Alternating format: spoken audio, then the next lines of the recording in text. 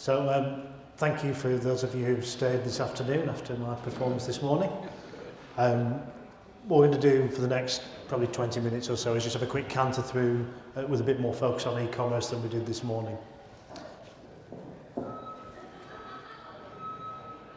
So, e-commerce continues to grow, and there's intensifying competition in that marketplace as people see it as a big opportunity to grow their business. We've got more new entrants. It's easier to enter an e-commerce market than it might be to acquire high street property or whatever.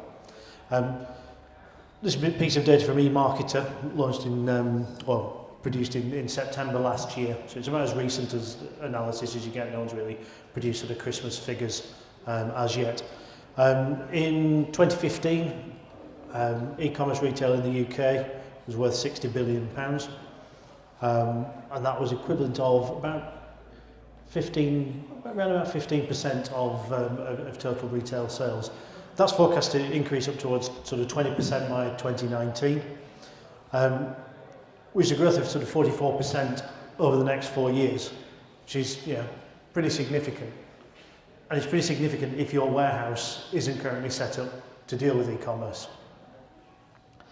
Another study conducted by Royal Mail, SME e-retailers, so these are sort of pure play digital operators compared to people who do both in a hybrid way.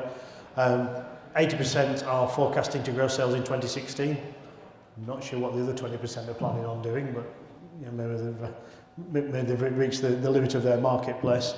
70% reported sales growth in 2015. So I think what we're seeing is you don't need to be at the top of your game to grow sales in e-commerce, really. I would expect actually the other 20 or 30% in those surveys are actually people who've got poor quality websites, poor service, bad ratings on sort of TrustAdvisor and things, TripAdvisor and the Trust survey websites and things like that, and they're the ones that aren't experiencing growth. If you can have a palatable front end in terms of being able to display your products, and the back end in terms of your order processing, your logistics, your lead times, your returns management is good and reliable, then actually you will experience growth in most cases as long as your pricing is appropriate. Interesting, the next point down is 85% of SME retailers are now targeting new online marketplaces. So this businesses set themselves up in a core area and then sit there and think, well, actually, how do we grow? How do we continue to get this growth? We're maybe getting to a saturation point in terms of our chosen market. Well, actually, we've got a portal, we've got a front end, we've got a method of fulfillment. Let's just shift to the side and pick a new product area and take our reputation into those new product groups. So all these things are increasing competition. As it says at the bottom, over half of retailers are saying it is a more competitive market. It's not easy pickings anymore. The final point on there, interesting, that's helping to drive the shift from high street to e-commerce is 44% of consumers will seek out the best prices using smartphones, even while they're on the high street. So if you go and buy something, particularly about branded goods, which are easy to compare, and that's why the percentage of white goods, fridge freezers, ovens, whatever, sort of big purchases from that you might go to electrical superstores for, where it is absolutely the same product and there's no real service element to it. Much higher percentage of those products are going through e-com than anything else. The non-branded stuff, people still like to have a touch and a feel of what they're buying. One of the key parts of this increased competition is stock proliferation. That's how you say it, Barry. And what that means is that people are just chasing sales growth through increasing their range.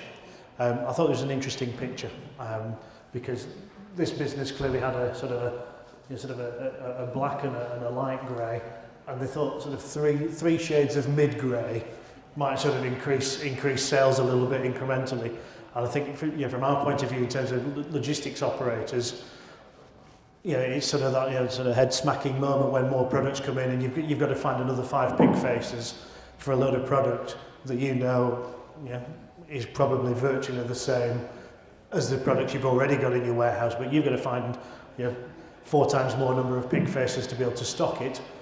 and then watch the total of that range go out at exactly the same rate as the item you already had in your warehouse. And that's a real frustration. And I think this is what we see probably more accurately than other parts of the business. So we see that actually there's not a proportionate volume increase to the increase in SKUs in the warehouse.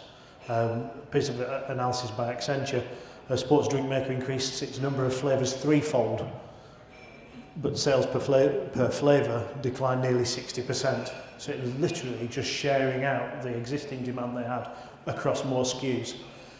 And the problem is that the people who are deciding to grow this range do so with absolutely no understanding or comprehension of the cost that they're building into the business that actually erodes the overall net margin of the total product range. So the impact of that is, in your warehouses, you run out of spare pick faces or pick slots, and you're then having to double handle, or you go to second level to try and increase your space, and you know, sort of need to step up MHE to be able to pick that stock. If your product is subject to MOQs or inappropriate buying quantities by your procurement team, you then run out of reserve space because you've got more SKUs and you're still buying it in job lots of 10 or 26 pallets as full loads. You've then got more redundant stock because it's not flowing through, and that starts gathering dust and taking up valuable space of new products that maybe came in this year, but you've still not got rid of last year's slow moving and dead stock. Which then leaves you with a choice to increase space, and talked about that quite a bit this morning, and associated with the increase in space is generally an increase in cost. Or you need some stock exit strategies, and I'll talk about that in a few pages on. For me, there's a responsibility amongst us as sort of, you know, warehouse and logistics operators to help start to communicate the cost of these poor decisions, or poor as we would interpret them in terms of net profit, to the business, because there just isn't that visibility of the impact of some of the decisions that people who are growing ranges are making. So one example here, so this is a real example with a business that we've been working with. So the makeup of their costs on the right hand side. So orange is warehousing and storage space, so that's labour and space, utilities, everything sort of built in as far as you would probably classify it as warehouse costs. The grey is transport costs, and then what we've put in at the top is the cost of cash, so the total value of stock holding times by 5% in terms of a P&L cost of the cash of the stock that they're holding. What we then did is we dived into the warehousing and storage costs and split out rent and rates, external storage, and 58% of that orange bar is space. Yeah, so it's not people, it's not MHE, it's not, you know, maintenance or anything like that. It is literally just the cost of space. You then add that into the 8%. And you're then looking at a significant amount of money being invested just to maintain a range. You've not, you know, that proportion, you've not even moved a box, and you've got a massive amount of cost invested in that space. So how do you end up in this situation? Well, it's very rarely I see it reported in that way. You know, in terms of splitting, we're used to splitting our logistics costs into, you know, direct labour, indirects, and there's then the sort of priority in terms of what costs you're going to attack in terms of trying to make your operation more efficient. When in reality, maybe we should be cutting our costs by cost driver. So actually, what does the size of the range, how much cost does that build into it? What does, you know, other aspects that the business are doing? How does that come in the same way that you would, you know, volume flex your figures to show an average cost per unit reducing as volume goes up. The other aspect of this is, you know, logistics costs are often controlled by those who don't influence stock or range. And, you know, when I started talking earlier about sort of more range going in, you know, a few nods around here, in that you're the recipient of these decisions and expected just to cope with it and, you know, get your head down and crack on without moaning. But in reality, a lot of these decisions almost, you know, can get to the point where it prevents you from doing a good job and being effective. And what happens is, effectively, the business is chasing sales without that knowledge of really what is creating the sales growth, and, you know, whether is it range or isn't it. So what should we do about it?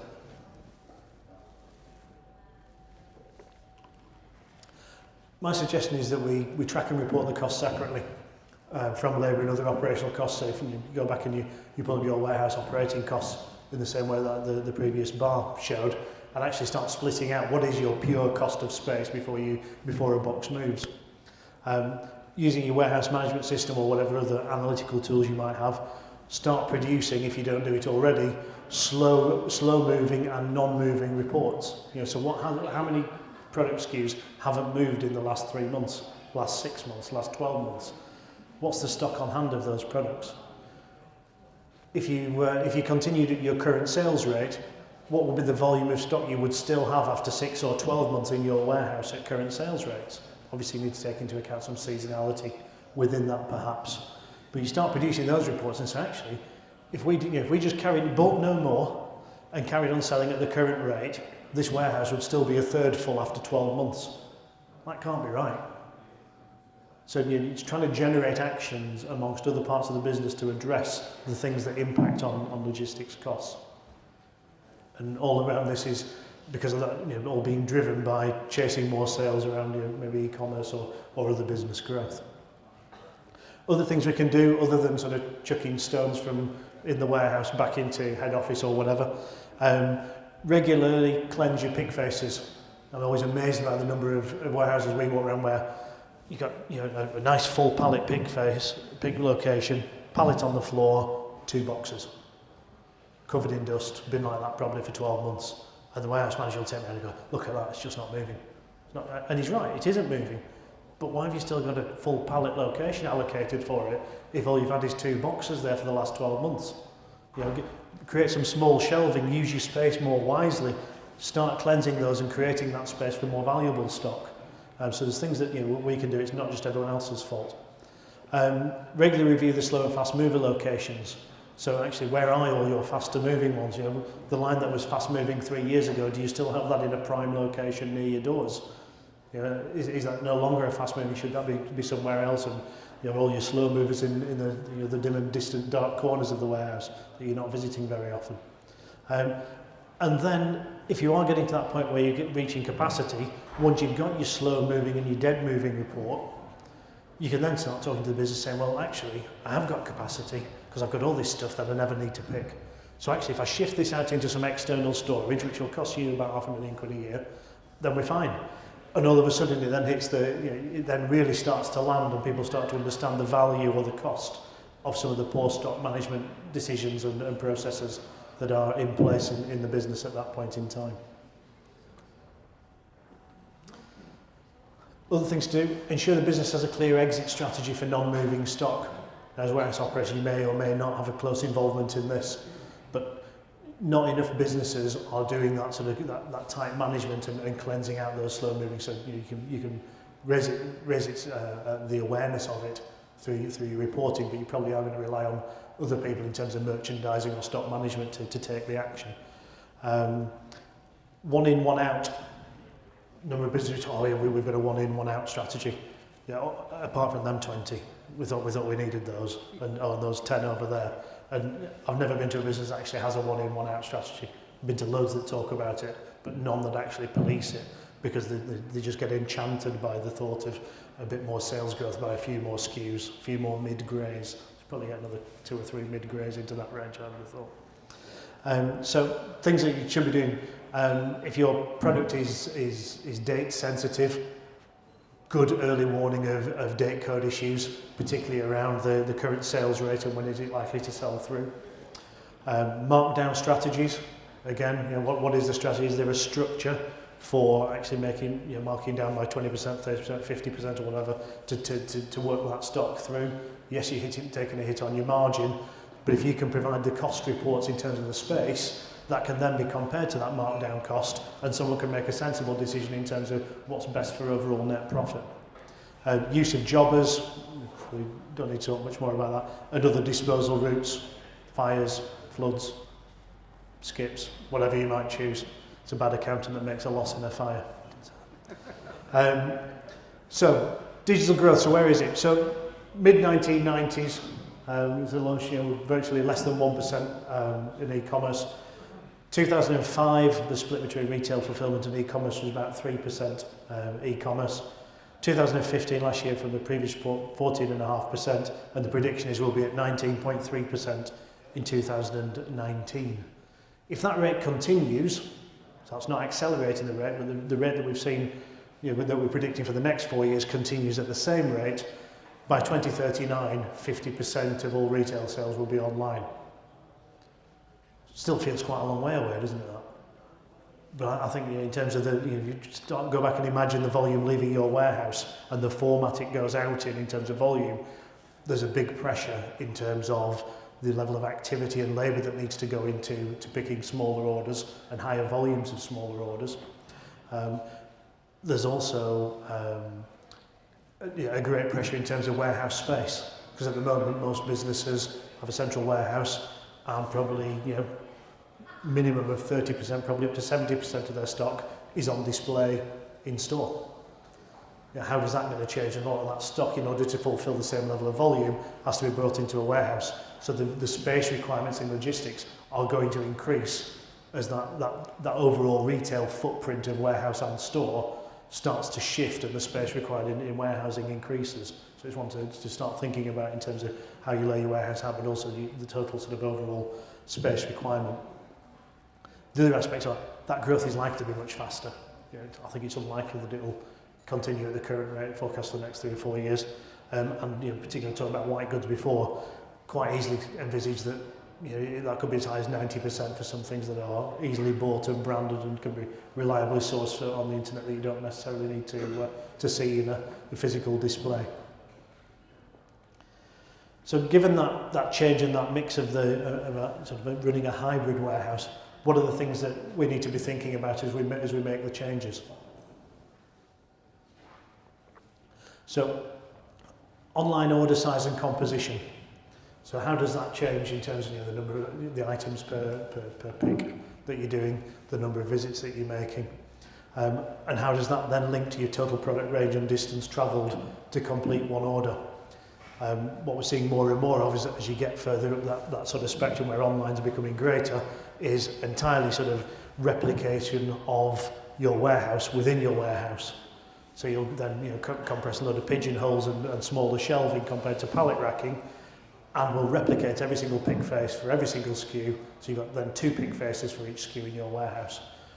More and more that's been the case because it massively reduces your travel when you're picking e-commerce orders. The problem is you've then got to do that replenishment not only from your reserve location into a pick location, but you're also firing it across maybe a case or a few items to replenish another location. All the time this is building in more cost than you would typically have had supporting or fulfilling a retail warehouse, a retail high street operation. Consider the SKU dimensions. So small items, clothing and things like that, you can easily create those smaller, that mini warehouse in a warehouse amongst that. Challenge on clothing is sizing and colourways. So you might have one type of shirt. By the time you've multiplied that by 7 sizes and 6 colours, it starts to expand, and you really need to compress those pick faces to make sure you've got some efficient hit rates and not sort of taking over the entire space. Other things, so the larger picks, like TVs and stuff like that, you probably don't need to replicate that because you're still picking single units from the same pick face.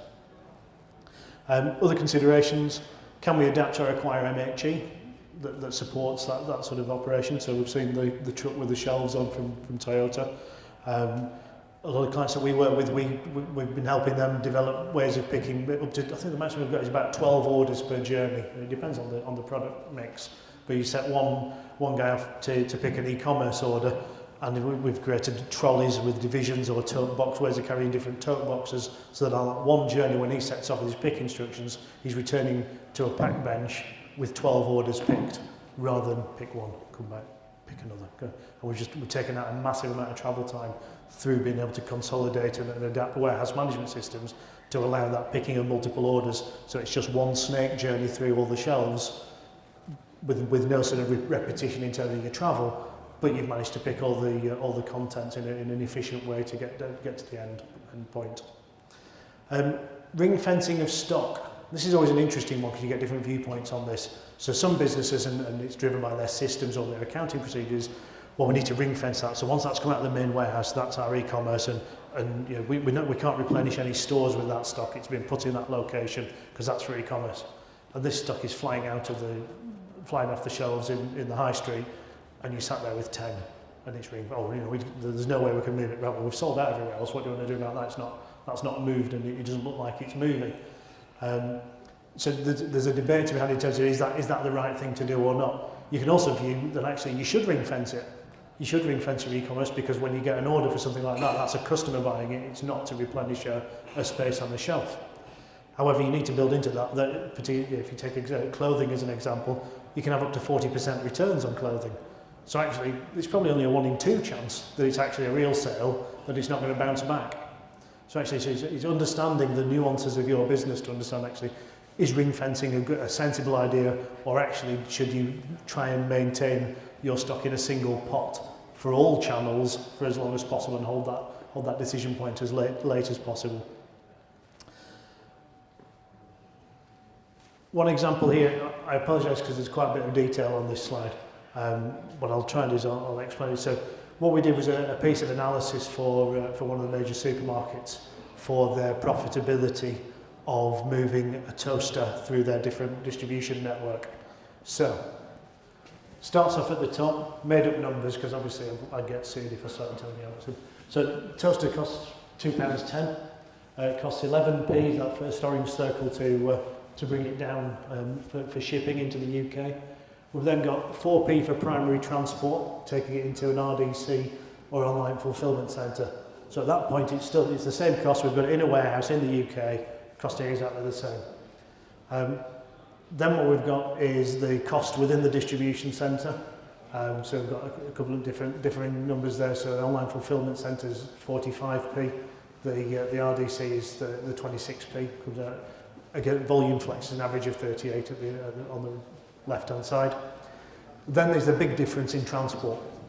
So what we're seeing in terms of feeding sort of as part of a normal distribution mixed delivery into a store, on the left-hand side is convenience, so the cost of that transport is 19p. Into Superstore it's also 19p. Interestingly, because we put it in an online fulfilment centre and the density of transport is far less as that ships from the online fulfilment centre, it actually cross-docks through one of the RDCs, so there's a bit of extra handling there. It's £1.66 to move that toaster from the online fulfilment centre to satisfy a click and collect order, because you've got to stick it through an RDC. It then goes on the transport when it acquires the 19p as well. It's a massive increase in cost to sell the same toaster for something that potentially was on the shelf, but someone's ordered it as a click and collect. Similarly, home delivery, £2.06 as an average. And, you know, and anyone who's paying for carrier rates, it's not quite a made-up number, isn't that actually? But yeah, they negotiate some fairly keen deals in terms of the bulk volume around, you know, how they're negotiating with carriers and then through to home delivery. So what you get here is this sort of breakdown, and the table at the top. Operating profit for this toaster sells at £7. Through a convenience store it's £2.36. Profit if you sold it through a superstore is £2.42. It's cheaper to run through a superstore than a convenience location with higher rent. Click and collect, the profit on the toaster compared to the £2.42 in the superstore, down to 92p. And online's the future. So you know, it's quite scary when you start putting these numbers through. And when we played this back to this client, they were quite stunned, because everything they were doing around their marketing effort and all that sort of thing was, well, we don't want to do home delivery because that's really expensive. Well, you don't really want to do click and collect either.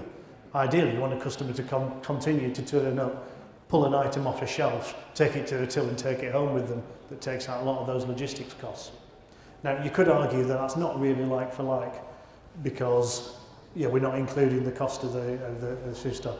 But largely, it is a fair analysis to undertake that actually the net profitability of the product needs to take into account all the logistics aspects of handling it. And if you're not doing that in your business, that's quite a complex, that was about 12 weeks work for about 4 people. To get that analysis, to get people to sign off all the numbers around their budgets, not an easy thing to do. But it does start bringing to bear some really interesting questions around actually what are we doing and how are we maximising net profit. Any questions?